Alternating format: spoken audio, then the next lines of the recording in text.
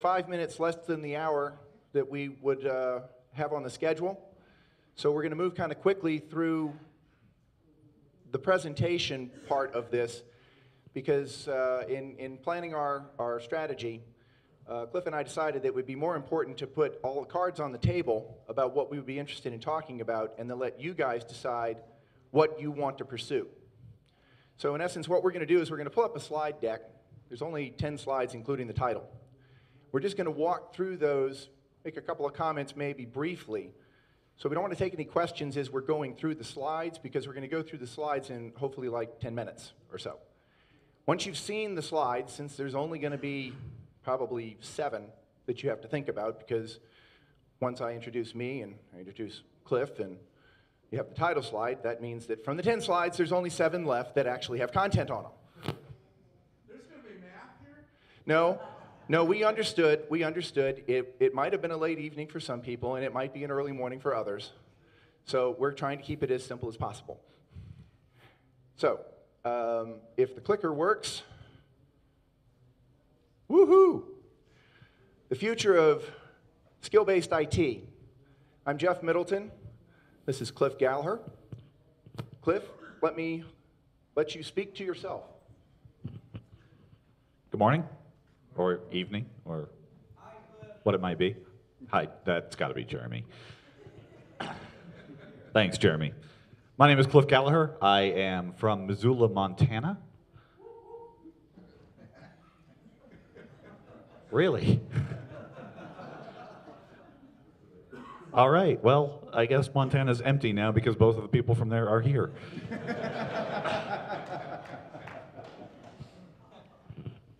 I have been a computing technology consultant for a little over 25 years, going into 30 now. 2010, I was approached by Eric Neal to join Third Tier. It was shortly after I was starting to suddenly have my name being bounced around in the SBS community. So I signed up for Third Tier and have been doing a little more national reach support there. I'm currently working on moving into more of an educational sector, but I am an SBS MVP.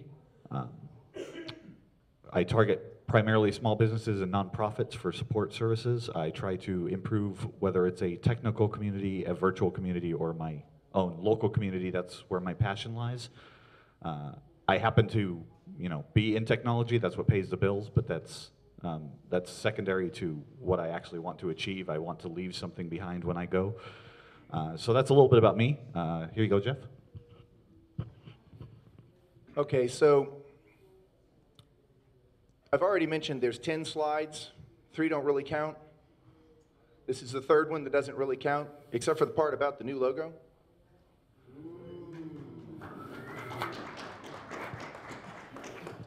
Okay, so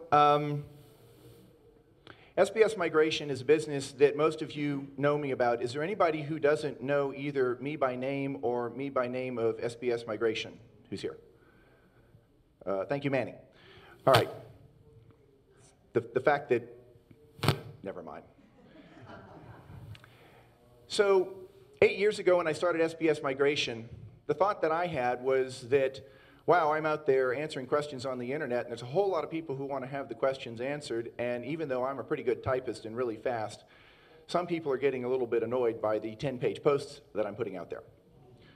And so when I came up with the idea of doing SBS Migration, a lot of people thought, well, Jeff has just decided that migration is his entire life.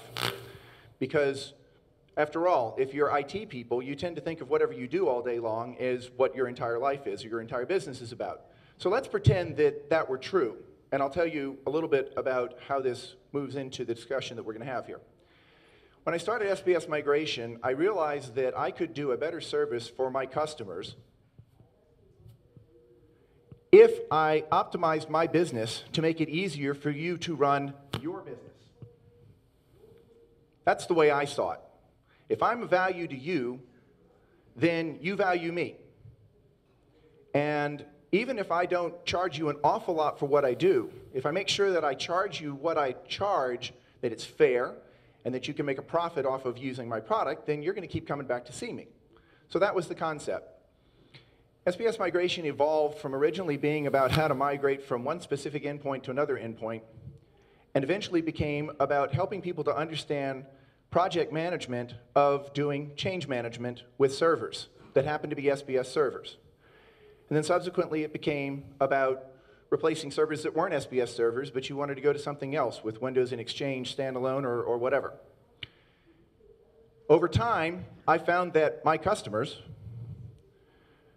would value events where they could get more knowledge, events like conferences, again, events like tours. So I started up a little bit of a side business doing that. Eventually I got successful enough at doing that kind of work that some other people, friends of mine, partners, folks that I know at Microsoft and HP, said, you know, we would value you doing what you do really well in terms of talking about technology and going out and helping people learn technology if you would let us help you get to further places and bring along a message along the way. So we did the MVP Community Roadshow, the tour, and when I say we, I mean probably a lot of people here in the room can say that you were part of that because it was a community-based thing. MVPs went out there, they did the work, but ultimately, when you come down to it, somebody had to pay the bills, somebody had to keep the schedule, and that's what my business did. So it got to the point where I'm doing so many things under the name of SBS Migration that I realized a couple of years ago that I needed to come up with a name that was more central to all of the things that I was doing. So IT Pro Experts is basically the partner portal, global partner resource portal for SBS Migration customers, our partners. The way I look at it, partnering is an up and down thing. I partner up to the vendors that I have. I partner down to the partners who are consumers of my products and who are implementing the technologies that I talk about. I'm taking you through this so that you'll understand that I continue to do the same things that I did. I introduced a name to go at the top left of my website. SBS Migration still is there. It still exists as a business, as does the IT Pro Conference, as does the Community Roadshow, and as other things are going to come through.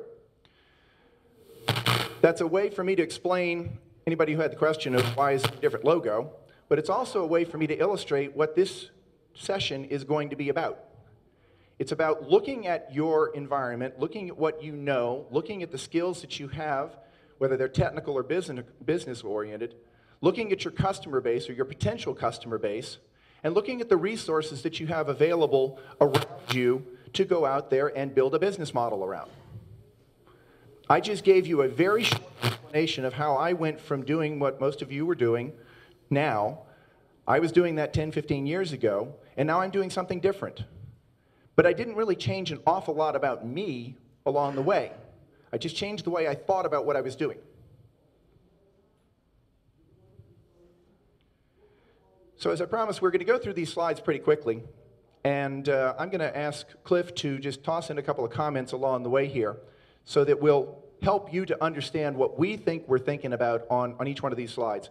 So you're not supposed to read slides, but in this case, I'm going to go through it very quickly, that you're going to have to assume that we're not going to spend an hour of backdrop on what we're talking about today.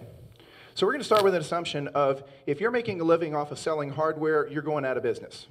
Right? If you're making a living off of selling software with markup on it, you're probably going out of business unless you're really well positioned, right? Okay, so that means that your business is probably about products, services, and consulting, but the mix of what you do in there is going to determine whether you survive or don't. Or the place that you choose to go to the market is going to determine it.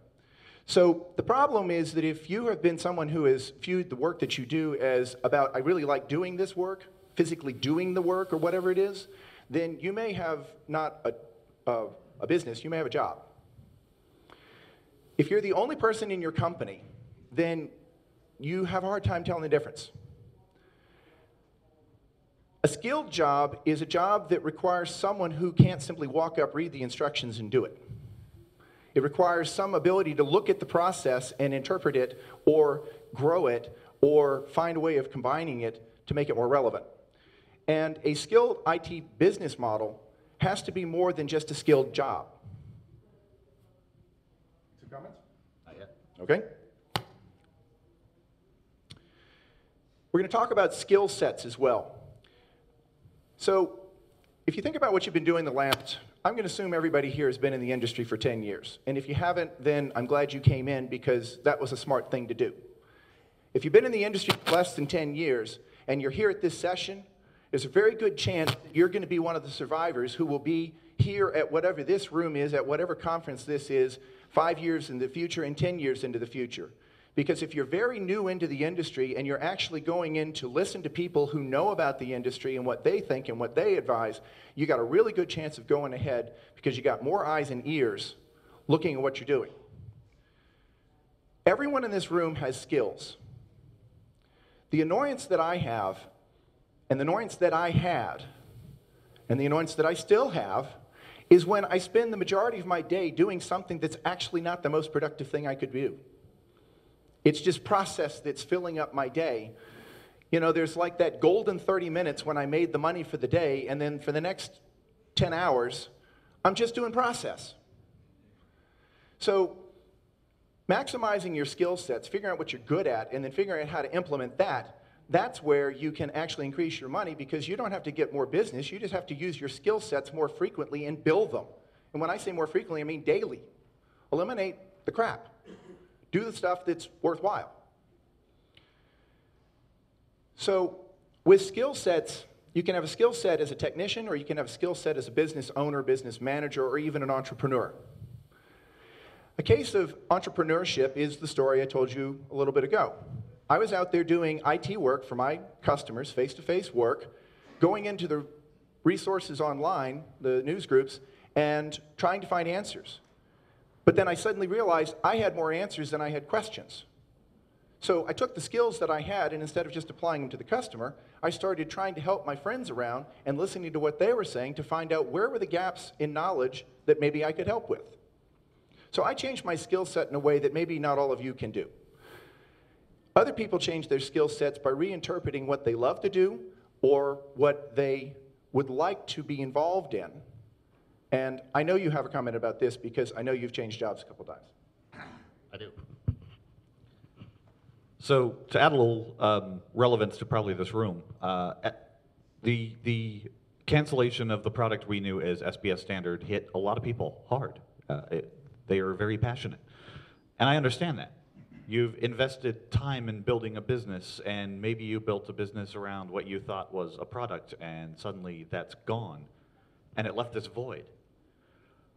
But the balancing act, and it's been something I've been saying for a while, that the balancing act is making that transition to what's next, and hopefully that's something that is going to actually be easier than it seems.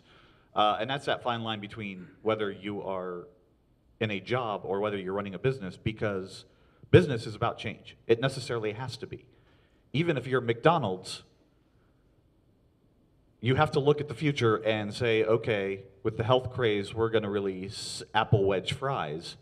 But you can't chase every new thing because McDonald's didn't suddenly come out with a gluten-free menu.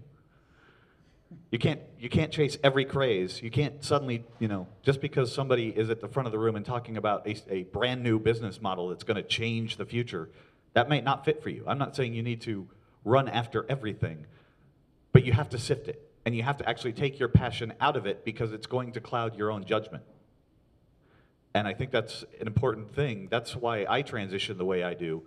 I discover new passions, and it's important for me to acknowledge that I have that passion and move as I am now. Like I said, I'm moving into the education sector, but I'm doing that because I found a new love for what I was doing, and I want to pursue that. I didn't do it because somebody told me technology education is the future, and if you're not there, you're going to lose money. I didn't do that. I did it because it's what I wanted to do. So you can't be completely dispassionate. You have to look at your business and you have to love it, to nurture it, to grow it. But if you get too invested in it, you're actually going to lose focus on what changes actually will impact your business moving forward. Okay, before we move off this topic, I'm going to do something that down in New Orleans, it's also known in the music industry outside of New Orleans, but it's a call and response. You make a call and you expect a response. So I'm going to make a couple of calls to my buddy here, Cliff, And I want you to limit your answer to like 15, 20 seconds, because I just want a quick answer on it. So, first thing I want to start with is tell me about something about in technology going back over the years that got you interested in it as a hobby. As a hobby, seeing the first Apple II kit in a magazine and wanting to buy it and wanting to build it and wanting to work on it. As a developer, repeat it. As a developer, would have to be the first time that I cracked open yet again a magazine. It was called Nibble, and seeing Apple II code, and actually, instead of this kit that I bought running other people's software, actually being able to write something that ran as my own. And who did you develop for? Who did I develop for? That was a few years later. I had, at that point, actually learned real programming, not just basic. One of the first programs I wrote was actually for a community golf course, and it was to schedule their tee times. As a technician mechanic. As a technician mechanic, for me, that was always a necessary evil. The hardware was great. I loved playing with it, but as a technician mechanic, that meant something was broken, and I don't like things that are broken, and that just annoys me, so I had to fix it. As a consultant, trusted advisor. As a consultant, trusted advisor, would have to be the first time that I walked into a much-needed nonprofit. The community needed it. It was a homeless shelter. To get a government grant, they needed to track people coming in and out, and part of the needs of that grant was making sure that they weren't putting up people that were stumbling and drunk at midnight, that these were actually needed people. And being able to set them up with an actual solution, technology, building different parts, putting it together in a unique way so that they were able to suddenly service the community much better than they had before. As a mentor. As a mentor, it's going to sound like a silly plug, but it actually has to be the Community Roadshow. That was a phenomenal experience to realize that there were that many people out there that were that excited to get new knowledge and share with each other, that it wasn't a competitive marketplace, it was a cooperative marketplace. Thank you. So, believe it or not, we didn't practice that. He didn't even know I was going to do that. In preparing for the session, I know him pretty well. We've gotten to be good friends, partly because of the Community Roadshow, partly because we're MVPs together, partly because we share a passion for the same industry, for the same technologies, for the same products. How many people in this room think that Cliff is going to have a hard time finding a job in the next 5-10 years? How many think that he's going to have any trouble finding a business to do? And he could actually choose to do a job, or he could run a business, either one, because he hasn't let his passion for the technology hold him with both feet in one place. He's pursued what he wanted to do, and he found a way to make a living at it. First job I had out of college, I worked for Martin Marietta Aerospace in New Orleans, where they build the external tank for the space shuttle. Okay, I am not a rocket scientist, okay? But I got to work for a company that had a lot of them. So I didn't get confused about that, particularly when they laid me off. The next job I had was working as a market research real estate analyst. And in doing that job, I got to look at a whole lot of information, do an analysis of it, figure out what a great solution was, and then write it up as a consulting paper, basically doing true consulting, where you take increments of thousands of dollars and you hand back to the customer paper with print on it. So you think about that. That's a ream of paper that probably costs like $1.50, if that, and then you charge them $10,000 to put some ink on it. Why is it worth that much? It's worth it because of the skill and the analysis and the thought process that goes through of turning that paper into something that leverages the business. You could go drop off a toner cartridge and a ream of paper, and what you've left your customer with is worth about 15 bucks. Or, depending upon if you've sold really expensive printers, maybe it's 115 bucks. But if all you're doing is delivering paper and toner in your business model, and you're not making it worth more than paper and toner, then you're competing against everybody else delivering paper and toner, and there's better ways to do that because you're not applying any skills. The delivery of paper and toner is something that is done in mass quantities through web ordering, through large organizations that are designed to simply deliver commodities. You don't want to be delivering commodities. You want to be in a skill set business. What services are great and not so great business models for the future? In this list, I have added a really important point on that first bullet: fix, maintain, or innovate. You can do services where the point of the service is to fix something that's broken. It's working again. There is some value that you've done there, but we all know break fix was a great idea 10, 15 years ago, not such a great idea now. Maintain. It's running. It's still running. It's going to be running tomorrow. Why is that a more valuable answer? Because you're leveraging the value of the business. If the company that you're working for is continuing to run at the fastest pace they can, and they're not getting slowed down or bumped, then maintaining their business is actually a good value. But what really adds value is if you innovate.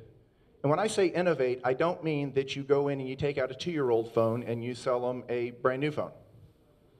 Innovation is where you innovate their business, not yours. At least in this context, that's what I mean. So we're going to come back and talk about this more. Managing, actually I need to get my typo fixed on there. Oh God. Here I am, a professional, I didn't include the extra A. IT skill future business. Who's going to be your technician if you're an employer? And if you're not an employer,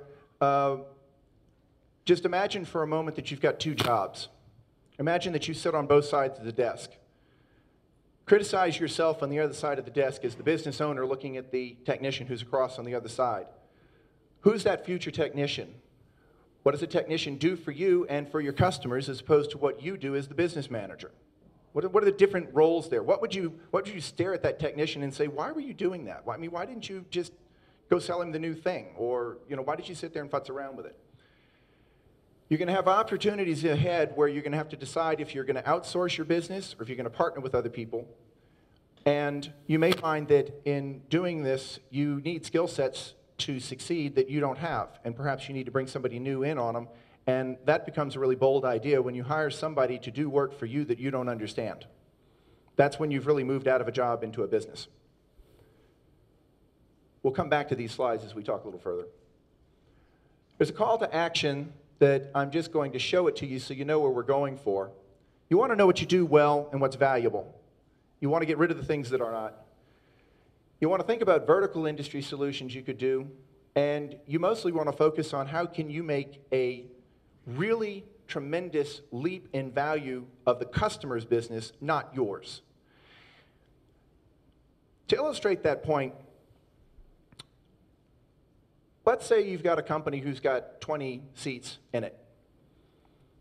Do a calculation for a moment and assume that every clerical staff person who's working there, I don't know, let's just say $20,000. These numbers don't have to be realistic. I just want you to get the perspective.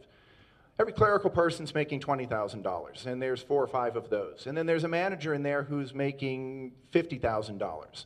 And then there's a business owner who is making, we would hope, $80,000 or $100,000. And you add up that payroll, and just for that payroll, you've got enough money involved every year in the cost of payroll to rationalize why a $5,000 server purchase should just not be a big deal. I mean, in terms of the overall expenses of the business, the gear is not that big of a deal. But if you found a way to innovate that company so that the productivity of that staff doubled, and I don't mean that they can type their letters faster or it comes out of the printer faster, but if you actually enable them to, implement a mobile device, understand how to use it, work in the field, and actually spend less time driving back and forth and actually doing billable work in the field, and they were able to get twice as much work done and bill it more, you would really have done something tremendous for that business, right? Okay, did anybody follow what I just said? Did you not, all of you, do that to your own business in the last 5 years? Did you bother to go tell your customer how to do it in his? Not just hand him the device, not just tell him that it could be done, not just point out that the technology exists. Did you actually grab him by the shirt and drag him through and double the capability of his company? How much money would you make for him? How much would he value you? You can't just drop off the technology. You have to embed it into the company and raise their company, not just give them the opportunity. So this last point down here I want to talk about is focusing on a core strategy or technology, because ultimately the reality is that some of you in this room already have a great idea about what you're going to do for the next 10 years, or at least for the next 5, and a vision of how that becomes 10. You may not know what you're doing 10 years out, but you have a plan. Realistically, some of you in this room are, I don't want to say scared. It's not like scared like there's boogeymen under the bed, or scared like you're on a dark street and somebody's coming up with a gun. You're scared as in not certain, as in not really knowing what the direction is. You're worried. You're uncomfortable.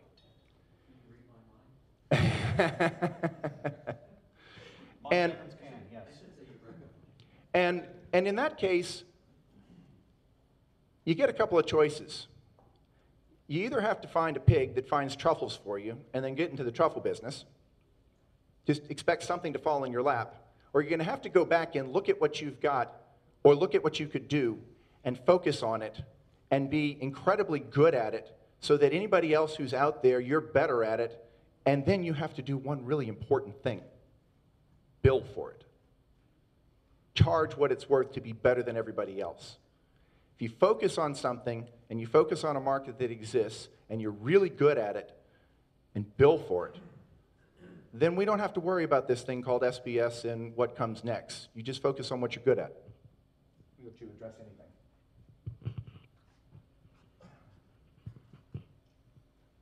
I feel like before we move on, I just want to point out that I feel that at a lot of these conferences, everybody pushes the next big thing, and then they get a bunch of followers behind that next.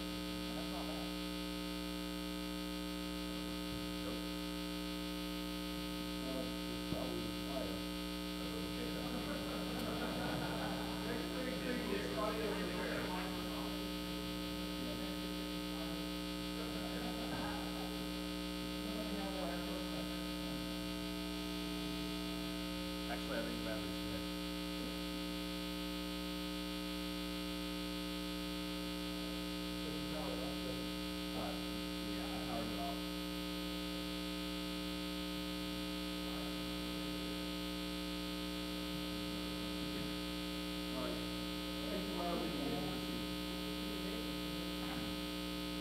Yeah, that one doesn't work either.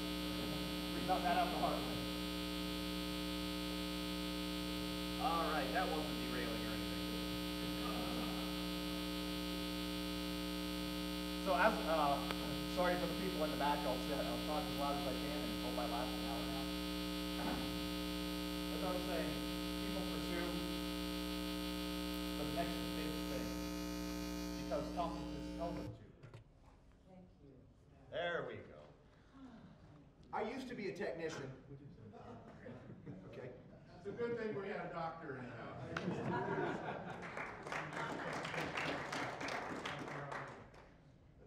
Nobody thought to unplug the wire. And you're listening to us. Okay.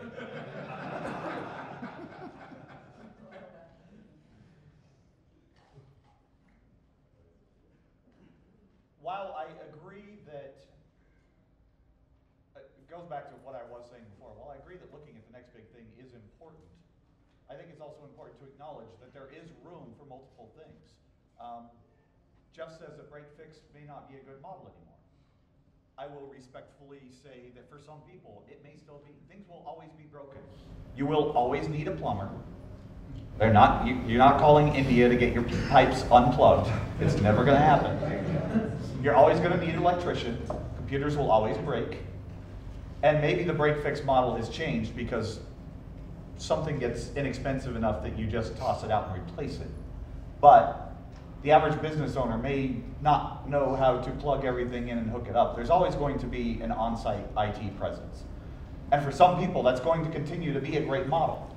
And yet we're told, ignore break fix. It's a dead end. Keep in mind, there's a break-fix business in going up to the Skylab, or whatever we're calling that thing, floating around the Earth now. You get in the right segment of technology, break-fix is excellent. So the example I like to use is, even in my town, in small Montana, there are 4 McDonald's, there are 3 diners, there's 1 3.5-star restaurant. We're too small to have the $5 million chef attach his French name to a true, top of the hotel restaurant here. We're too small for that. Does that discount that that model doesn't work? Of course not. High-end restaurants work where there's a base for it, and so does McDonald's. Both coexist. McDonald's didn't put high-end restaurants out of business, nor did high-end restaurants put McDonald's out of business. They both coexist. You have to decide what's comfortable for you, and you have to pay enough attention to the market to realize when a trend is truly coming down the pipe and adjust for it. But you also have to be realistic about where you want to be, because if you're not a French chef and haven't done that for 30 years and gone through the training and built a name for yourself as a sous chef and worked your way through the business model, you're not going to be able to open a restaurant that can charge $500 a plate. You didn't cultivate that skill set. So that's where I want to leave that. Okay. So what I'm going to do now is I'm going to roll the deck back, because that is pretty close to our final slide. There's one more slide. I'm saving the mystery, unless I click the wrong button. I'm going to roll back to a previous slide, but then I want to open this up for questions, and you can ask about that slide if it inspires you. You can ask about anything that we've raised here, and we just want to have a conversation now. So I got the right button.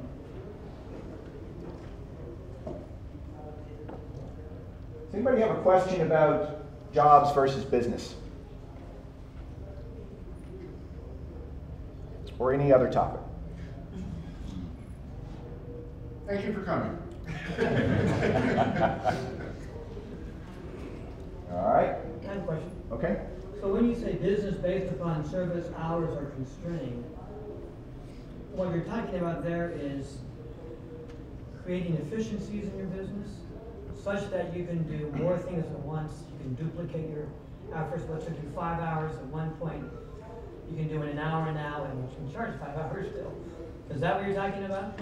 What I'm talking about is that if you are doing service work and you bill by the hour, basically if you're doing measured time, then you're constrained to the measurement of your time, and you have only so many hours in the day, and at some point you may want to go to sleep. And if you want to make more money, or if you need to make up for a loss or whatever, the only option you have is to work more time. Now, when I say that you're constrained, if you have a business running on service hours, that doesn't mean that you can't make any money off of that. You know, if you're a business owner and you have one technician and you keep that technician busy 40 hours a week or 60 hours a week or whatever, and you're making 15, 20% or whatever you're making off of that technician, you can increase your income by getting a second technician. And now you have a business instead of a job. Because if you're the technician, the only technician, and you're billing your time, you can't ultimately do a whole lot more time unless you increase the amount of services you deliver based upon the number of people. Now, what he was suggesting here is, what if I find a way to do something that I bill 5 hours, but I only do an hour of work? Well, your customer might want to look at that bill, but what he reveals is a very important point, and I'll just borrow a simple example, comes from my world.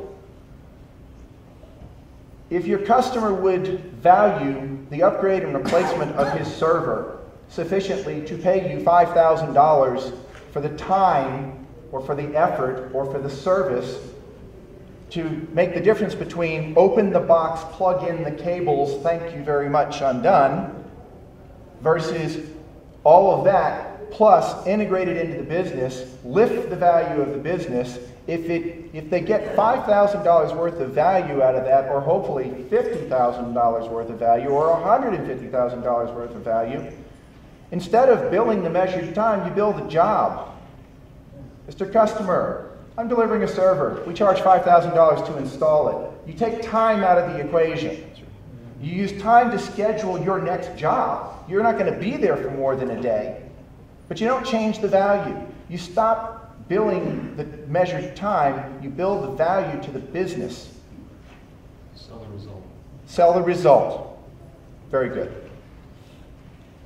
Can you talk a little bit about, is there a moment or some kind of epiphany when you decided to look into buying another company that does what you do versus hiring another company? Well, let me first of all just do what we should always be doing. Does somebody have an answer to that question here? Manny. I would say that the epiphany comes when you think that it's the right thing to do. The same as a technician or an engineer or a programmer, you should already have an idea who the next 5 technicians you're going to hire are. You should know who they are, their names, where they've been, what business they've been. And the same is true for the other 5 businesses that you want to go take on to do what you do, that do the things you do, that you talk to. They may be people that you have met here. They may, if you're going global or across the United States or your own community. If you're an IT and an MSP, you should know the people in your area and have open conversations with them about how they're doing. Because at some point, after the economic downturn, there are a lot of companies that decided to get together to stay alive. And after, now we are 3 years beyond that, there are a lot of companies who are saying, look, I'm going to grow by acquisition. And others who are saying, I can't get over the hump, I want to be acquired. So right now is a great time. But if you haven't thought about it, it's the time. And you should know who these people are. You should already be familiar with them. Have them on your radar, have open conversations with them about it. Okay, since I'm the guy who is presumably being paid to answer that question, I have to say something. My answer to that question isn't entirely helpful in a session where we're supposedly talking about, this is supposed to be a technical session. This isn't supposed to be a business session. And yet you've posed a business question. What were you thinking? Well, it's actually about the technical aspect of that acquired company versus. But you and I agree it is a technical question. And here's why.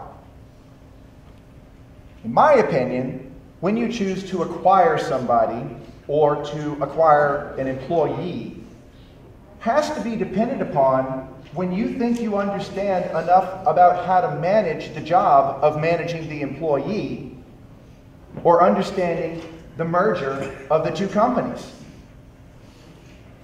There isn't this golden moment where all of a sudden a company appears next to you and you go, I love you. Because 50% of those end in divorce.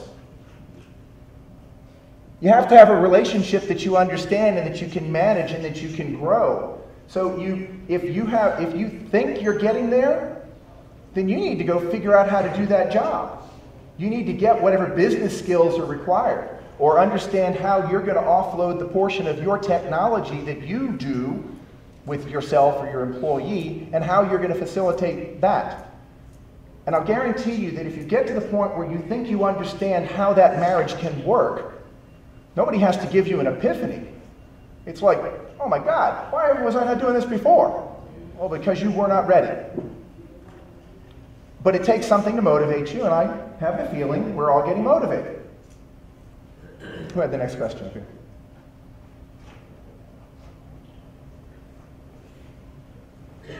All right, I switched over to this one. Cliff, I'm going to let you pick anything in there and speak to it. No, sure. Point to the slide to make me. You want me to pick one? Sure, why not? Okay, let's, Alex, I'd like to have, what can you do to partner with another firm for $20? How would you partner with somebody to grow your business?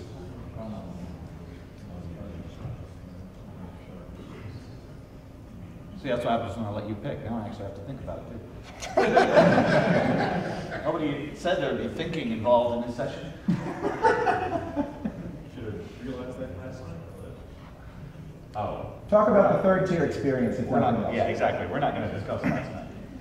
What happens in Vegas, right? Yeah. Do you remember last night? Yeah, it's this morning that's a little more fuzzy.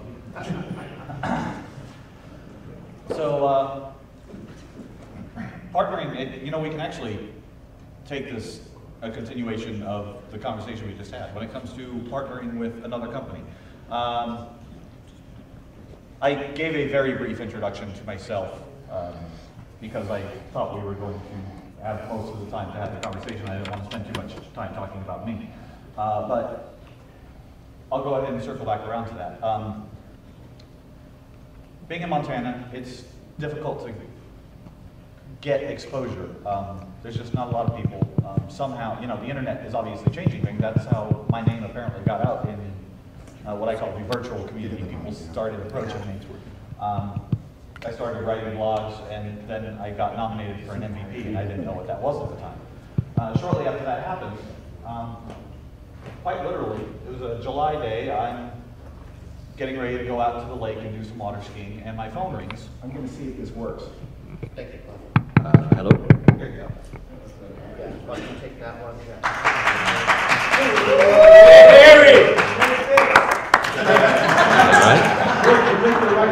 He still got it. And how about now? All right.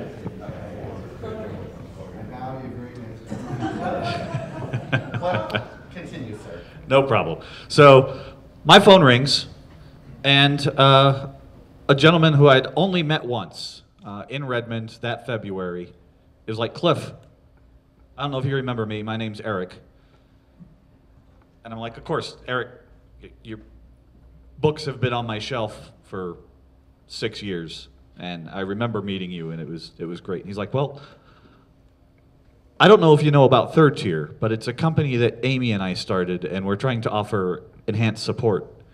And your name came up, and I would really like to have you on as a technician. And I knew nothing about Third Tier at the time. It just wasn't on my radar. So we talked for easily 2 hours, just about different business ideas and where he's going and where he sees Third Tier going.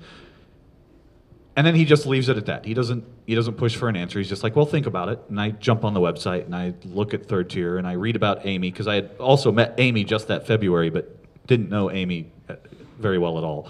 And I realized that what he was building was very similar to the direction I wanted to move at that time, because they were more advanced problems, and it was a synergy that just worked. So there was an epiphany moment. I'm like, this is great for me. It works. It's obviously, hopefully, going to enhance Third Tier as well. And more importantly, the way he was running the business, it was a personality. Some personalities just don't work. It doesn't matter how much one needs the other. When HP bought Palm, things ended disastrously. Sometimes two companies just don't belong together, no matter how much they might need each other. So it was important to me that Eric and I were on the same page, and that 2 hours really clarified that, and it only took me a day to call him back and say, I'm in. So I'm going to point out something, if I've got a mic. You I don't. do. I just have a power switch problem. Do I have my power back on now? You hear me? No? Okay. We'll go to the old school technology. Or does this one still work? I don't even think that works. Okay.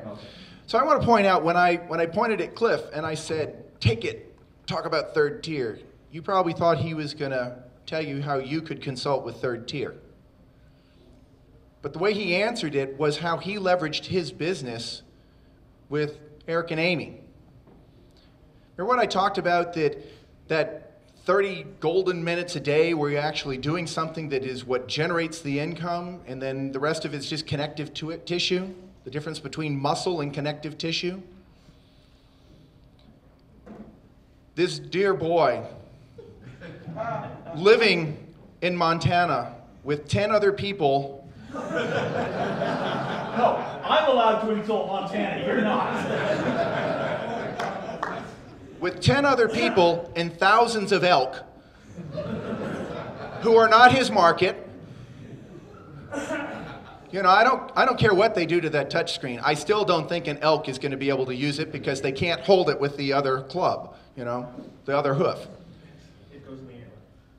Found a way for someone who had a better acquisition and delivery method for service work and needed the skill sets that he had. And they had a way of seeing what was out there in a common way to realize, let's stop doing the crud. Let's focus on the really valuable stuff. So I'll throw out a hypothesis here. I'd be willing to bet you that if it was possible to do this, if we treated this like a high school dance, we made all the guys line up over here and all the girls over here. Yes. You saw where that was going, huh? Okay, no. If we line up all of the people in this room who chose to come to a technical session, but if we took all the people in here who actually have great business management skill sets, we put them on this side of the room, and all of you in here who have really exceptional technical skill sets at some level, and put you on this side of the room. And if somehow the music began and you reached out and said to any one of the people on the other side of the room, I'm not sure that I can grow my business as fast by myself as I could if I had someone who could help me with what I'm weaker at. And I'd be willing to bet you that if you were willing to take that shot, you would probably find that you could double your income in the next 3 years, personally. Just by bringing together that relationship based upon that one factor. Yeah. Which then leads to the answer to your last question on there, and what is it? How do you bring on talent we don't have a room for a dance? Right, so he's saying that, it leads to the last question of how do you bring on talent, and you know, there's a couple of ways of doing it. You can bring two companies who agree to work together.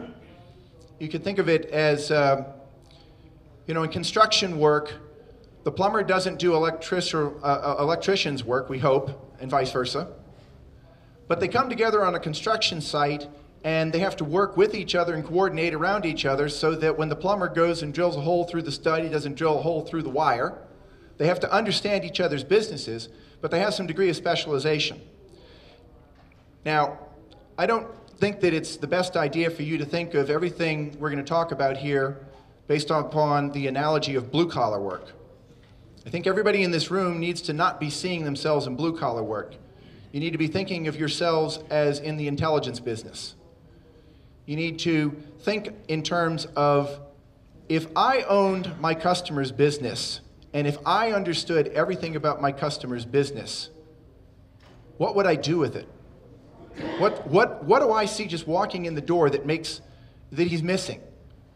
And then you need to implement it.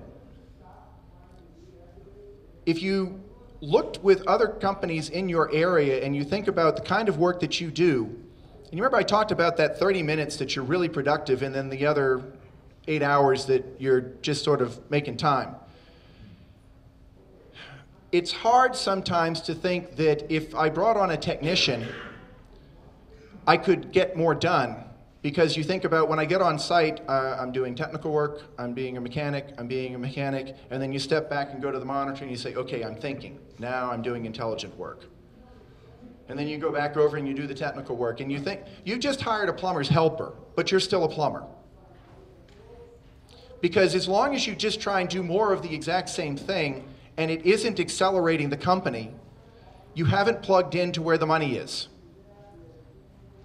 So if you partner with your customer, that's one way of doing it. You can partner with another firm who is much better at doing things than you are. For instance, if you're really good at installing Exchange and you find somebody who's really good at installing CRM, the chances are you can both make a lot more money, because we all know how badly things go with people who don't know what they're doing with Exchange when they try and touch it. That's right. And if you looked right now and you thought about what the future is for the next 5 years, yeah, there's Exchange in the cloud, but I have this fundamental belief that small business owners, somewhere, some element, maybe 10% of their motivation or maybe 80% of their motivation is based upon being entrepreneurial. You start your own business because you want to be an entrepreneur at some level. If you're an entrepreneur, do you want to have commodities brought to you that are just really average? Or do you want to be able to control and accelerate things? This is one of the things that I look at the cloud, and the cloud comes out first as an innovation that reduces cost. Let's follow that down the line. And eventually what you end up with is no more restaurants that are any different than McDonald's, because that's what it will become. And you won't be able to get a decent meal, and you won't be able to get anything specialized and integrated, and there will still be demands for on-premises work or for people who know how to string together the pieces that are out there. So a good business plan to start as a technologist would be to take a look at what's out there and your customer base and figure out, if you wanted to take the lower half of your customers that you can't really add any value to and drop them, what could you do if you spent twice as much time at the customers that you can add value to and you really increase the value that you're adding? And if you look at that customer and you say, I could really add more value, but I don't understand this other part, that's your hint. Go find somebody else who does understand that other part, and then determine whether or not they should be doing that part with you, whether you should merge your businesses, or whether you should be learning enough about it to then figure out how to hire your own technician to do that sort of thing. As you can probably tell from the way that we decided to set this session up, this has been a slow pace session. It's been intended to make you slow down and think, and to not get too deep into the weeds about lots of concepts that we can't cover. In the conference that I do in New Orleans, we would take this one topic and we would talk about it for 2 days. There's so much stuff to talk about here. What we can talk about within an hour is really just being focused and really concentrating on what adds value, what makes the difference in being valuable. So, because I saved that one special slide, you guys all paid your price to get in. I want to make you get the full value. The call to action that I suggested to you is that there's an 80-20 rule. Everybody knows the 80-20 rule, right? 20% generates 80%, or, well, you know what? There's an 80-20 rule here that applies to you that's different. If you are successful and you're confident that you're going to be here for the next 5 to 10 years, you're probably doing 80% right, and you got 20% to tune. If you got this hard feeling in your stomach right now, it's probably because you're only doing 20% right. And 80% of it is already telling you in your gut that you don't think you're going to make it. In which case, you need to take the 20% that's right and be willing to toss the 80% out, and then look at the amount of free time you're going to have to grow that 20. And to grow it by partnering, by specializing, by expanding your business in a direction that now you've got that time that you can go. But the number one thing you have to do is focus your skill sets on things that accelerate the customer's business instead of yours. Don't keep thinking about how to make your world easier. Think about how to make your customer's world more valuable, because they will bring you along. You may not be the smartest business person that you know. There's a good chance that your customers are smarter business people than you are if you've been working in a technology world. So let them figure out what the business is that accelerates and be part of that business, each one of those customers. It's like investing in stocks. Pick the winners, invest in them, and keep accelerating them. 5 minutes, or Jack, couple minutes. Yep. So the last slide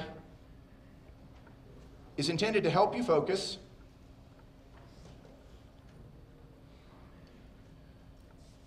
Skills are finite. They expire.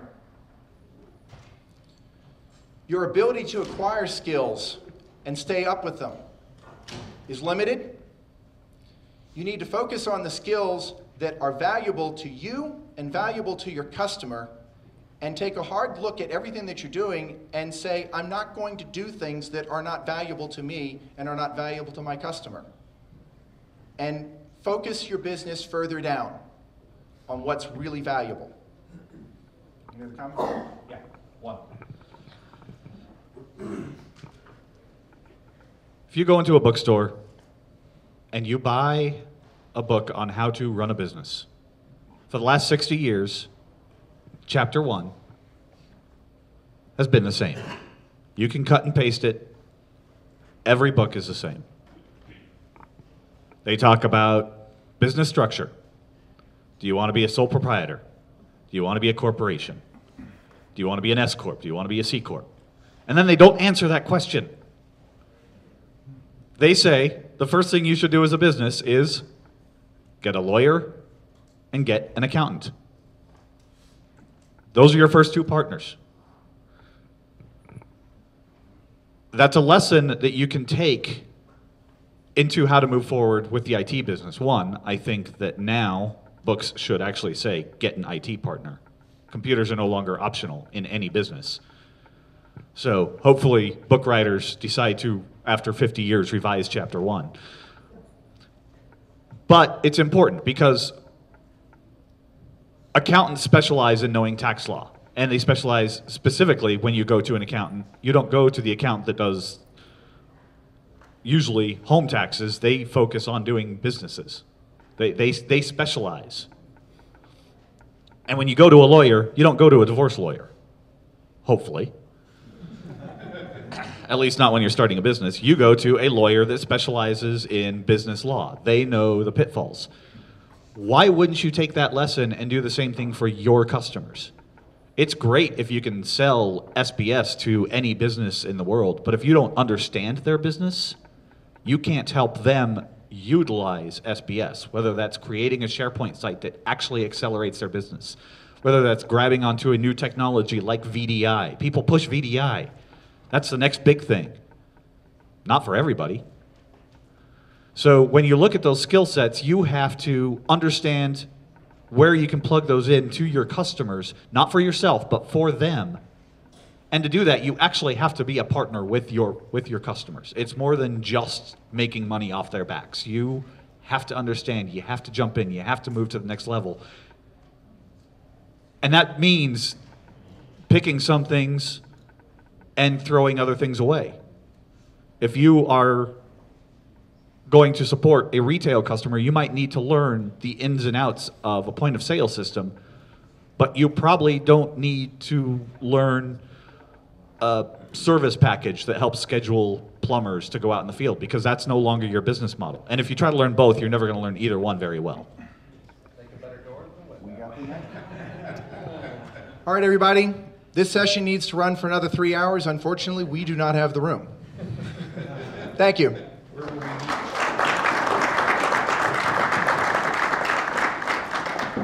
If anybody has any more questions that they would like to ask of me, I'll be available out in the hallway, and I'll be around all day. Thanks, guys. Thank you very much, Jeff. All right, Ted Roller. We're calling Ted Roller. And there's also a collection of some old SBS shirts on the table over there. Welcome to grab on your way out.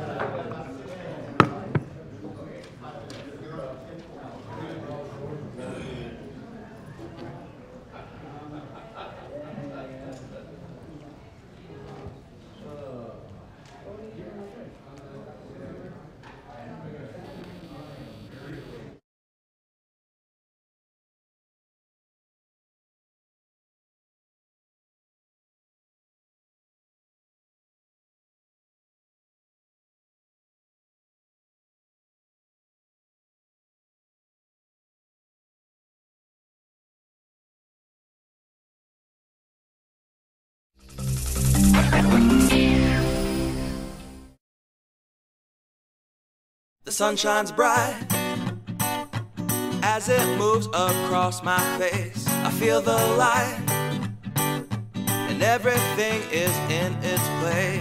Oh, I woke up feeling great. Today was made for me. And life is good the way it should, the way it was meant to be. And it's a beautiful day.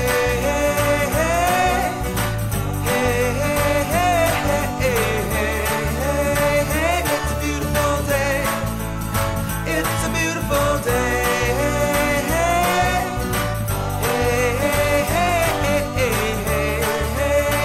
It's a beautiful day. The wind is blowing, the bells are ringing, children playing in the park while birds are singing. I am walking, and I am laughing, Life is perfect, I'm not trying, it's just happening. And it's a beautiful day.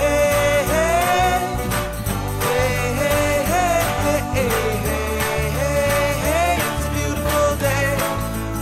It's a beautiful day.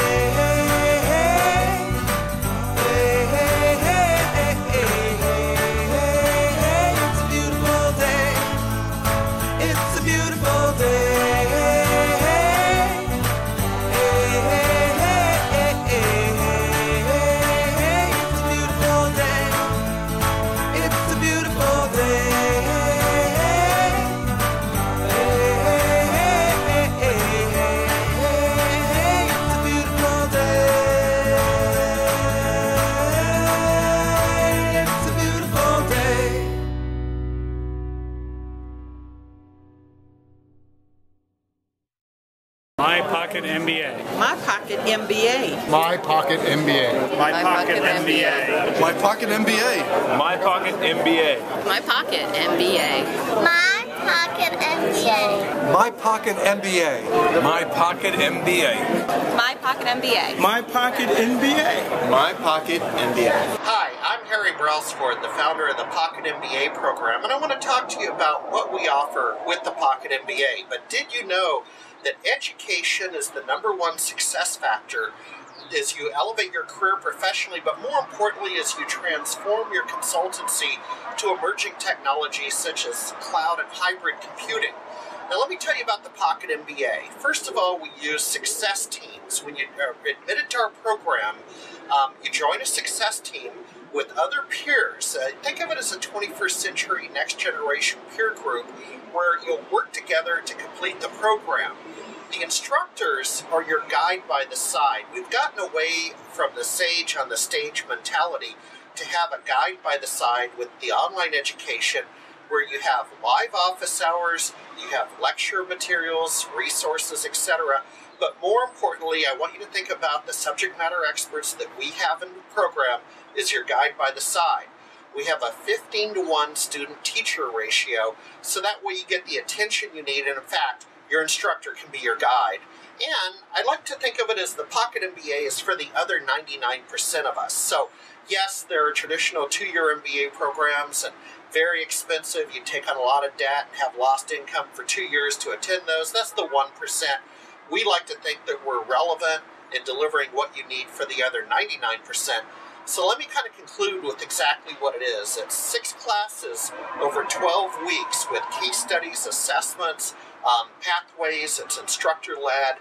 And we like to think that it would be fluent in business in 12 weeks. So I look forward to seeing you on the other side and completing your Pocket MBA.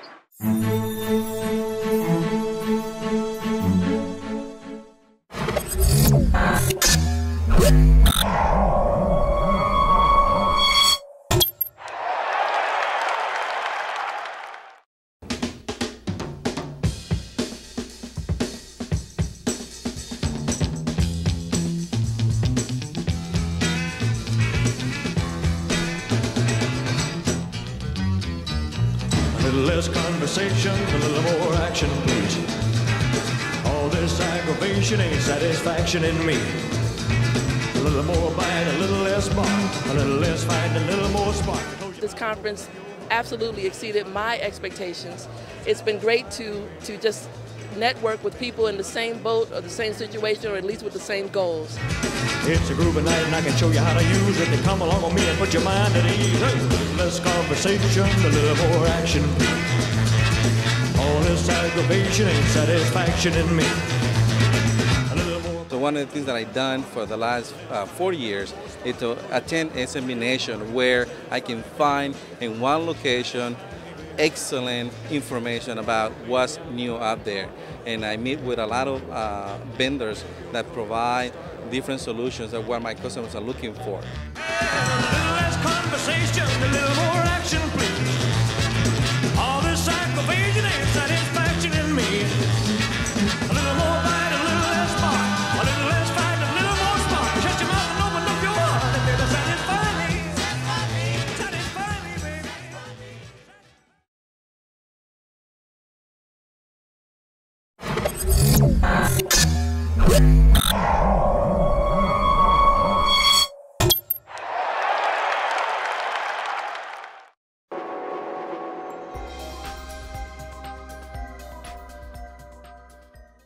Hi, this is Aaron Booker from Varvid.tv, and I'm here with Chris Amore from Virtual Administrator. Hey Aaron, how are you? Doing well. And today we're going to talk a little bit about how managed service providers can increase their monthly revenue. And Chris, you've been doing this for a long time, helping MSPs. Yep, long time. So we started with our own business. We had our own MSP business. We started in 2005. And we were a Kaseya ConnectWise shop, and we'd go to these trade shows like this, and we'd sit down with people and kind of preach and talk about managed services. And what happened is we ended up giving them access to our servers so they could try it out, just to try it. And they ended up being like house guests that never left. And so we kind of woke up one morning, we had about 1,000 endpoints that didn't even belong to us. And so we said, you know what, there's a need there. You know, there's a lot of guys that want to get into this business, but don't want to take the time to research it, don't have the capital to invest in it up front. And so we started Virtual Administrator in 2004, 2005-ish, or actually it's 2007, 2008-ish, sorry. And basically that's been my side of the business. So we still have our managed service business, and we learn a lot from ourselves. We're our own best guinea pigs. And then we basically started the VA side. But anyway, well, I love hearing companies that eat their own dog food and are still managed service providers even after they cross that line and become a vendor, because like you said, it's your real world, you really understand it, you're not preaching down from on high, you're right there in the trenches with everybody else. Every day. I mean, we're doing this every day, and the beauty is, I mean, a lot of the vendors that we have on our side are vendors that we use, and the reason that we brought them to the partners was because we've got this years of experience. I mean, 4, 5, 6 years experience with some of them.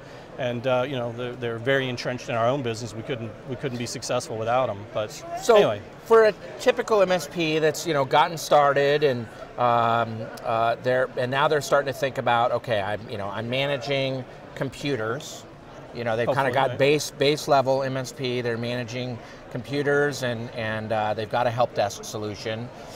Maybe if they're using ConnectWise or Autotask or something, and got some sort of email connection going on.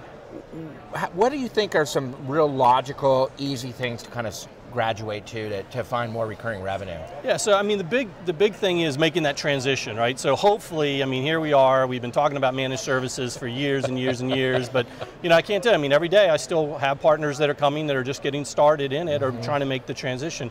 So, rule number one, and we don't spend too much time on it, is look, you got to do managed services, and you got to do, hopefully, full all-you-can-eat managed services. So assuming that you've done that, the next thing that we look at with people is sometimes they don't know what to do with the break-fix customers. So the second thing that I would say is once you've got that top tier done is look at your other customer base and maybe put them on a monitoring only program. Just try to get them used to spending money with you on a regular basis. So a little bit comes in, you're not doing a lot for them, you just do a little patch management, a little monitoring, but they start getting used to that recurring revenue. And believe it or not, that starts adding up. To be honest, first 4 years of our business, that's all we did was small monitoring. We didn't do the all-you-can-eat. So, after that, I think there's a lot of opportunities out there, and you look at different segments of the business. Backup is a big one. I mean, it's a good kind of gateway product to get you in the door, get your foothold in the door. Everybody needs backup. Everybody knows they need backup, so it's a much easier sell than trying to convince them to pay you lots of money to take over their whole network. So, look at your backup vendors and try to get a solution in place that's maybe, not just file-based backup, but taking it to the next level with some of the technologies that are out there now where, hey, let's spin up things locally, let's spin up things in a cloud for disaster recovery. So I think backup is certainly something that everybody should bring.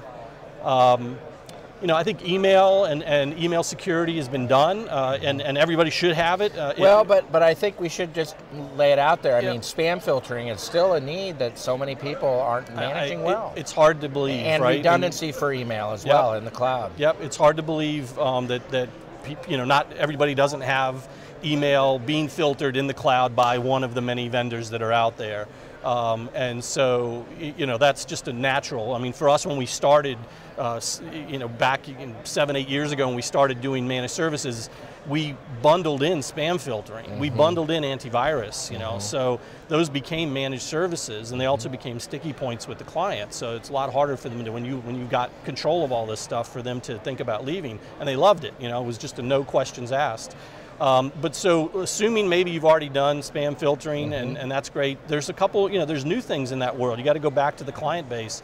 What about archiving? Do you have customers that have a compliance need or a concern for disaster recovery? Have some archiving out there. What about encryption?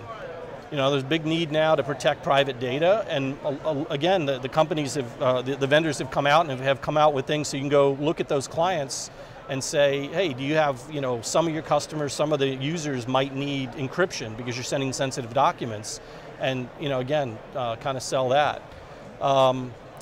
What else? I mean, there's all kinds of things. I can go on about this stuff forever. Managed firewall. How many people are out there actually managing the firewall? Sure, we all put firewalls in, but are we charging a monthly fee to manage that? Are we providing the customers with, say, reports on, hey, what are your employees doing during the day? How much time are they spending on Facebook? How much time are they spending on YouTube? And so that they have the data necessary to make business decisions to stop that or to correct it. And so that that becomes another opportunity for the client. Well, it's interesting too because as people start to consider hardware as a service kinds of, or technology as a service kinds of approaches, managed firewall, of course, fits nicely into that. It takes that bigger capital expense that it can be and turns that into a monthly expense, and gives you a great margin on it. Much better margin than you would get if you sold it. Yep, absolutely. And again, you've got a sticky point with the customer. If you actually own that firewall, I mean, if they're going to, you're going to have to go rip that firewall out at some point. Somebody's going to have to do a transition. It becomes a lot more complicated. Yes, it does. But again, it's all about providing value. One of my, kind of the newest thing is this print management we're hearing about, right? There's a lot of people talking about print management. I think I know it's an opportunity that we hadn't taken advantage of internally in our own business. Selling supplies. I mean, we talk about print management, but at the end of the day, what we're trying to do is make some extra recurring revenue selling supplies. Now, it's not going to make you rich overnight, but it's these nickels and dimes that add up over time. Every toner cartridge, every print, we all consume this stuff. Why are we not selling that? Why are they going to Staples and Office Depot or Quill or whoever they buy their supplies from and actually giving that money to them? So, getting into print management, I think, is another area that you can not only provide some reporting to the customer on, say, how many pages are they printing a month? Oh, well, we're printing 4,000 pages a month, but somehow we're going through 10 cases of paper. Well, okay, well, where's that paper going? Obviously, every employee has got stacks of it at home, for their own print. I mean, these are just little things that, again, can add up. So it's interesting what you say too about those nickels and dimes, or $5, $10, $20 a month kinds of revenues. On the other side of the coin, from an expense side, I know that's where the profit goes away, is when you're not keeping track of those, and so certainly those kinds of revenues add up. I've always noticed that is the little things add up to the big things. Yeah, I mean you start looking at you get if you have 20 or 30 or 50 clients, and they're spending, maybe you make $50 a month off of them in print management and just in supply revenue. And most of these vendors, it's a fairly automated process. You push a button and a supply drop ships to the customer. It's not like you have to spend a lot of time on it. But the next thing you know, you've got a $5,000 or $6,000 or $8,000 a year business revenue, pure revenue, not just profit. Exactly. And that becomes that's a vacation. I mean, that's not insignificant. No. So it's I think that's what you have to do, is just sort of look in the customer base. Look at what's out there and try to find opportunities.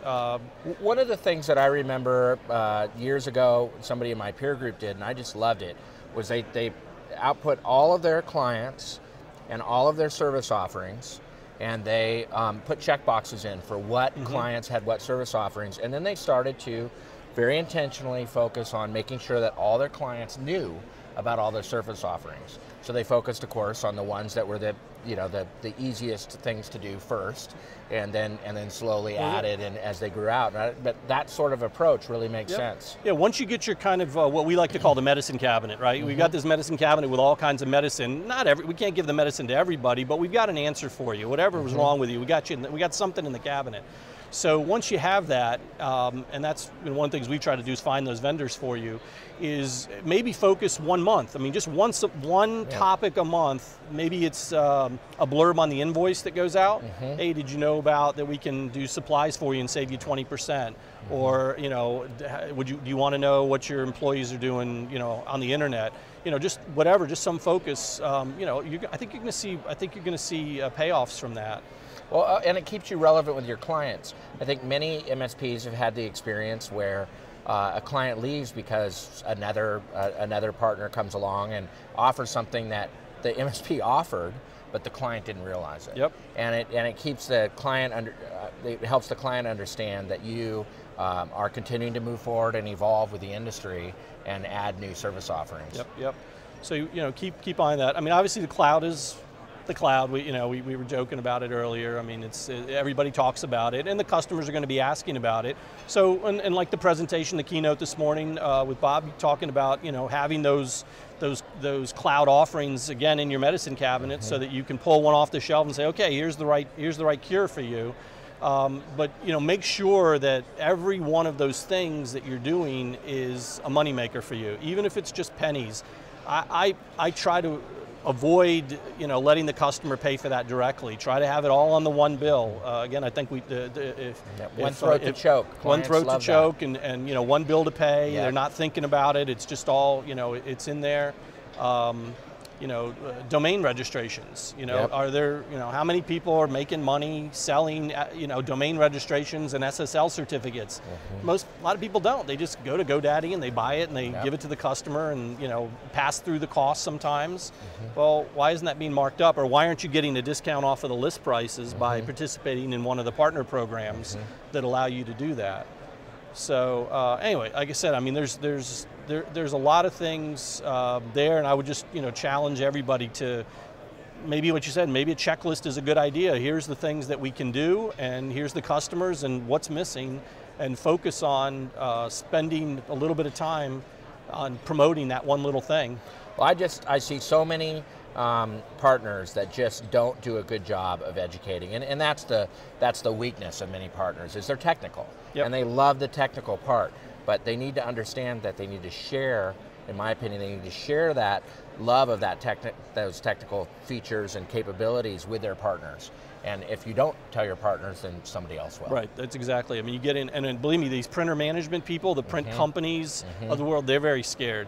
The phone company, the people, there's a lot of people here that are phone vendors. They're running scared because our business is starting to come up into that as everything is IP related, and it becomes a little easier to do. We can kind of start nibbling at their heels. And so what they're doing is they're trying to figure out, okay, well, I've got to start doing IT. Right. So you need to be in there, because it could be the copier vendor is going to be making a call saying, hey, I can do fully managed services for you now, because maybe they partnered with another guy, or maybe they've just brought it in-house. So definitely being preemptive is a good point. Well, hey, thank you so much for your time today. My pleasure. Enjoyed the conversation, and I know we could continue on for a lot longer. Hours and hours. So thanks for having me. I really enjoy it, and I hope everybody got something out of it. And I'm glad that you kept that big dictionary of topics down. I did. I've got 15 pages more to go through. So. Pleasure, Aaron. Thank you so much. You bet. Thanks. Take care. Brought to you by the fine folks at Varvid, video and digital media for business. Contact us at info@varvid.com or online at varvid.com.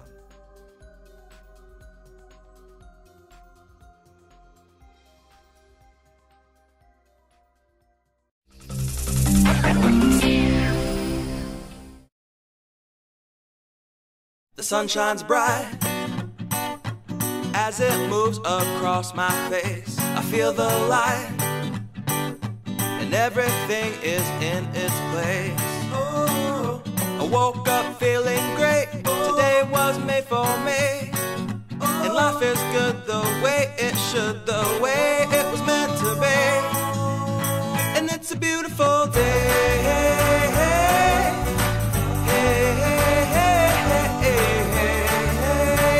It's a beautiful day.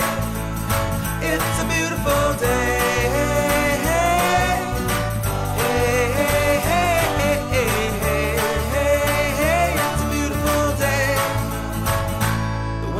Blowing, the bells are ringing, children playing in the park while birds are singing. I am walking, and I am laughing, Life is perfect, I'm not trying, it's just happening. And it's a beautiful day.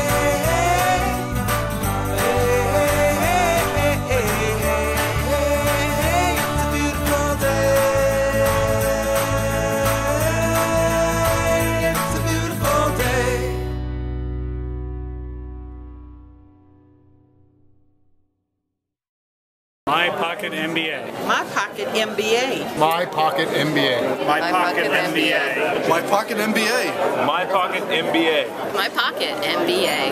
My Pocket MBA. My Pocket MBA. My Pocket MBA. My Pocket MBA. My Pocket MBA. My Pocket MBA. Hi, I'm Harry Brailsford, the founder of the Pocket MBA program, and I want to talk to you about what we offer with the Pocket MBA. But did you know that education is the #1 success factor as you elevate your career professionally, but more importantly as you transform your consultancy to emerging technologies such as cloud and hybrid computing? Now let me tell you about the Pocket MBA. First of all, we use success teams. When you are admitted to our program, you join a success team with other peers. Think of it as a 21st century next generation peer group where you'll work together to complete the program. The instructors are your guide by the side. We've gotten away from the sage on the stage mentality to have a guide by the side with the online education where you have live office hours, you have lecture materials, resources, etc. But more importantly, I want you to think about the subject matter experts that we have in the program as your guide by the side. We have a 15-to-1 student-teacher ratio, so that way you get the attention you need, and in fact, your instructor can be your guide. And I like to think of it as the Pocket MBA is for the other 99% of us. So yes, there are traditional 2-year MBA programs and very expensive. You take on a lot of debt and have lost income for 2 years to attend those. That's the 1%. We like to think that we're relevant in delivering what you need for the other 99%. So let me kind of conclude with exactly what it is. It's 6 classes over 12 weeks with case studies, assessments, pathways. It's instructor-led. And we like to think that it would be fluent in business in 12 weeks. So I look forward to seeing you on the other side and completing your Pocket MBA.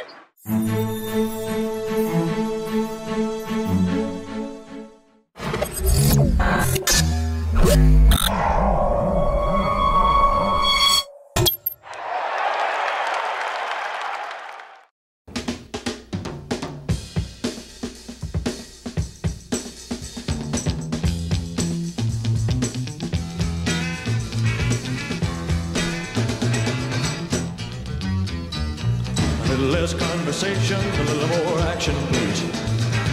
All this aggravation ain't satisfaction in me. A little more bite, a little less bark, a little less fight, a little more spark. This conference absolutely exceeded my expectations. It's been great to just network with people in the same boat or the same situation, or at least with the same goals.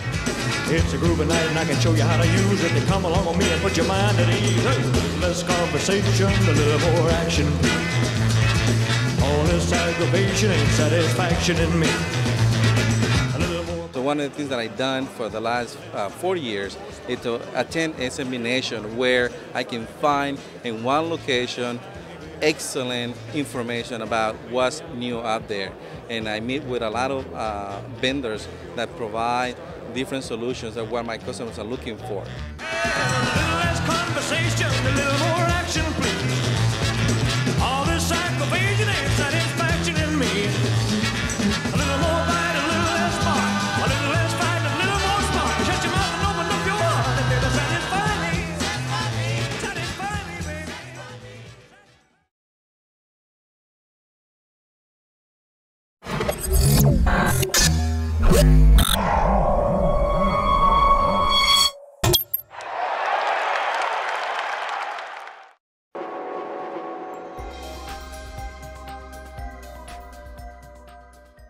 Hi, this is Aaron Booker with Varvid, and this is Tom Poole, who is the CEO of SMB Nation. And Tom is going to talk with me a little bit today about the cloud.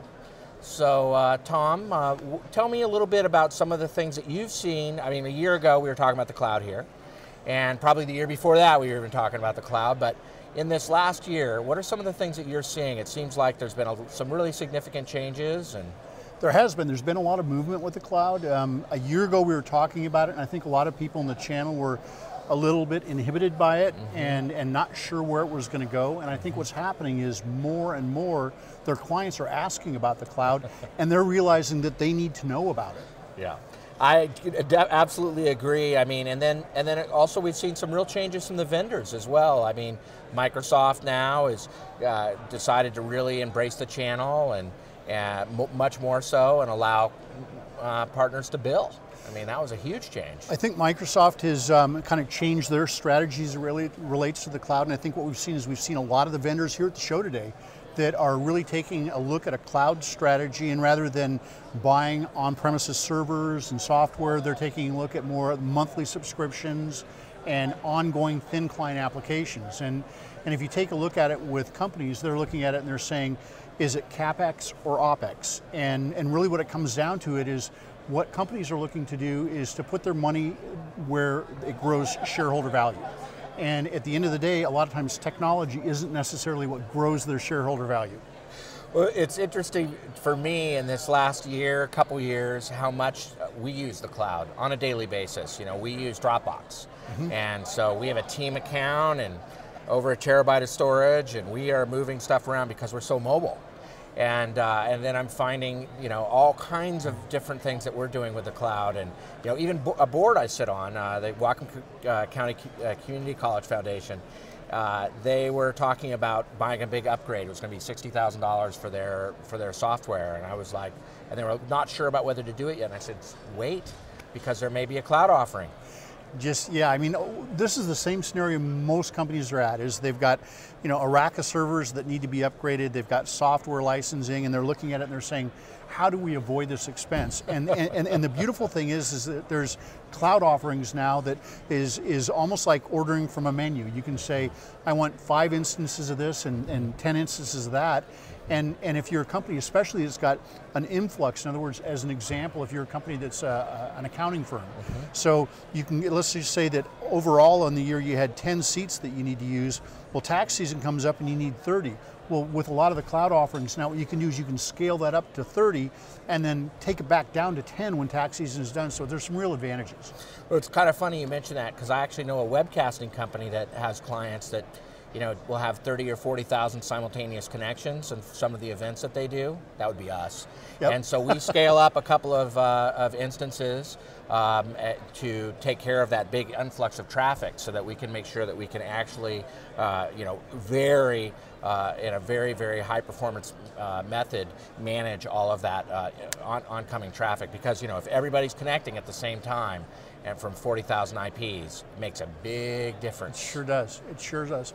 Another thing that we're seeing in the marketplace right now is education, and that's one of the things that's sometimes missed is the educational component that is associated with the cloud and cloud integration.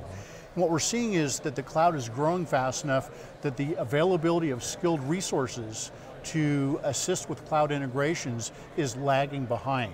And so one of the things that we're doing with Cloud Nation is we've really made a focus on putting together a curriculum that supports cloud development and cloud integration. So we're doing that with, right now with the Pocket MBA program that we've got. We're doing it with Brailsford School of our Institute of Technology. And over the next 12 months, I think what you'll see is more and more of that, of the educational as a foundation to really getting people in. The other thing we're seeing is that a lot of times the IT purchasing decisions now are not necessarily always being made by the IT department. A lot of that's moving into operations, finance, marketing. And so what we're needing to do is to help our community to understand how to communicate with people that are not necessarily technical, which is a difficult job, but it's one that we're embracing. Well, it's so important that, and this is something I love about SME Nation, the events over the years, is having a focus on business, not just on technology. Because many people that attend these events, started out being technical. And they really need help on the business side as well. And it makes me happy when I see the business side being actively attended and the participation in it, because that's where a lot of people really need the help. I think for a lot of us here, we're geeks to the marrow of our bones, and it's so easy to talk about technology, but at the end of the day, people are buying solutions, they're buying business solutions, and that's really what we're focused on, is making sure that we can communicate and help the channel and our community to understand how to sell those business solutions, because that's where technology is going. One thing that is always true as well is that relationships with vendors are really even more important than ever, because these technologies, one vendor leapfrogs another with technology and so on, but usually that second vendor doesn't stay still and then they're moving forward. But if you have a strong relationship with people, because you're attending shows like this and you're meeting those vendors face to face, then you really have an idea about where that vendor stands and where they're going. Really do, and one of the things that's great about the SME Nation show here is that a lot of these vendors have been coming in being sponsors to our conferences for years, and they're good companies. And you're right, one may leapfrog the other one as they move forward, but at the end of the day, they're good companies that do good business, and we really appreciate that. Well, and I think it's just so important for MSPs to have relationships with their vendors and not look at their vendor as just a place to buy stuff, but as a relationship and a way to engage and go deep with fewer vendors instead of trying to be with every vendor, so that they can make sure that they've got a good strong relationship, so that if they ever need to use a beta product to fulfill a need for a client or whatever, they've got access to the right people. Aaron, I think you're exactly right, and I think that what our MSPs or our resellers are looking at is most of all they want a product that they're comfortable is going to work well for their clients. That's right. And at the end of the day, that's what's most important. And they're not going to choose a product just because they get better margins on it. They're going to choose a product because they trust the provider, whether it be an on-prem provider or whether it be a cloud provider. And I think one of the things that we're trying to do right now with SMB Nation and some of the initiatives that we're working on is to make sure to work with the vendors to figure out which ones kind of rise above that white noise and to deliver to our community a short list of those that are best of breed, rather than trying to figure it out of 3,000 or 4,000 vendors. Well, you guys are doing a great job, and it's just so heartening to see this really strong vendor community here. Everybody's really making a difference, and I'm impressed. Thanks, Aaron. It's just it's a pleasure every year to come to this show and see our partners and our vendors, and we look forward to it. Thank you so much. Thanks, Aaron. Brought to you by the fine folks at Varvid, video and digital media for business. Contact us at info@varvid.com or online at varvid.com.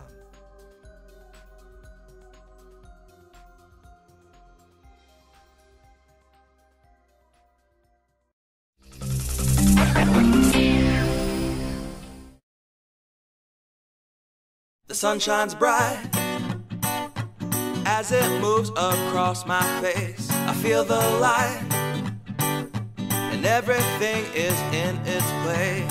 Oh, I woke up feeling great. Today was made for me, and life is good the way it should, the way it was meant to be.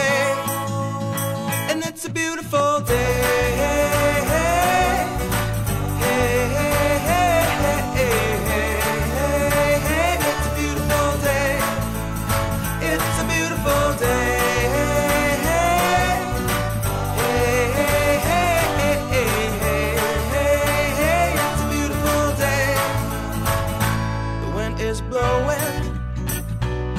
Are ringing, children playing in the park while birds are singing. I am walking, and I am laughing, Life is perfect, I'm not trying, it's just happening. And it's a beautiful day.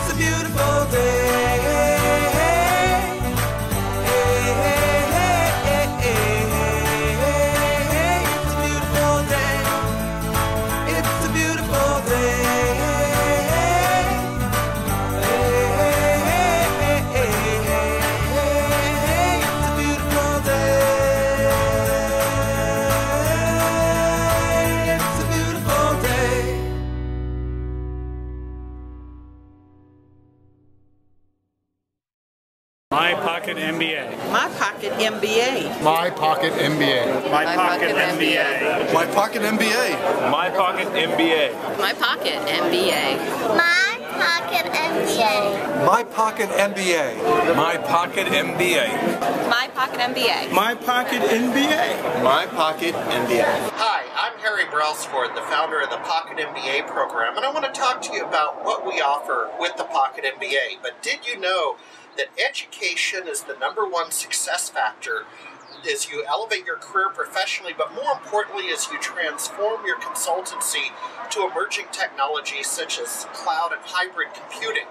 Now let me tell you about the Pocket MBA. First of all, we use success teams. When you are admitted to our program, you join a success team with other peers. Think of it as a 21st century next generation peer group where you'll work together to complete the program.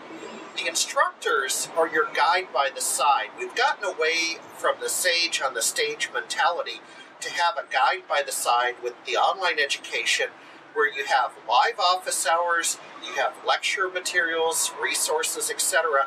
But more importantly, I want you to think about the subject matter experts that we have in the program as your guide by the side. We have a 15-to-1 student-teacher ratio, so that way you get the attention you need, and in fact, your instructor can be your guide. And I like to think of it as the Pocket MBA is for the other 99% of us. So yes, there are traditional 2-year MBA programs and very expensive. You take on a lot of debt and have lost income for 2 years to attend those. That's the 1%. We like to think that we're relevant in delivering what you need for the other